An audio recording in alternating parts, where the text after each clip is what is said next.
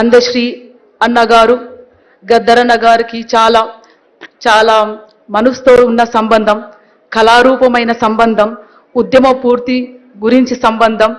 అట్లాగే ఇద్దరు అప్పుడప్పుడు తమ సిద్ధాంతాల గురించి కూడా చర్చించుకుంటూ డిఫరెన్సెస్ మాట్లాడుకునే వాళ్ళు.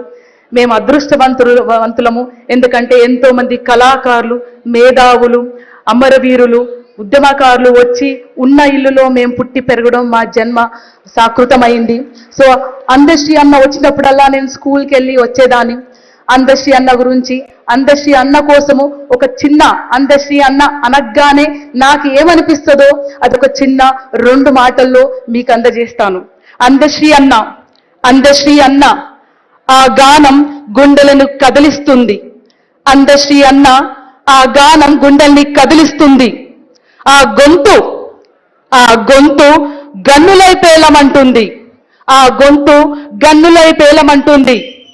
మొనగాడు ఎవడ్రా మొనగాడు, ఎవడ్రా మొనగాడు అంటూ ప్రశ్నించినప్పుడు, ఎవడ్రా మొనగాడు అన్నప్పుడు ప్రశ్నించినప్పుడు మనసులోంచి, ఈ మనిషి మనసులోంచి, ఈ మనిషిలో ఒక మనసున్నది, ఈ మనుషులో ఒక మనసున్నది, ఈ మనిషిలో ఒక మానవత్వం ఉన్నది అని నిజంని వెలిగింపజేసిన అందశ్రీ అన్న వెలుగుని ఎప్పుడు వెలిగిస్తూనే ఉంటాము. అందశ్రీ అన్న చూపిన ఈ వెలుగుని ఎప్పుడు వెలిగిస్తూనే ఉంటాము. అందశ్రీ అన్న వెలుగు ఎప్పుడు వెలుగుతూనే ఉంటది. అందశ్రీ అన్న గారికి జోహార్లు, జోహార్లు. Thank you.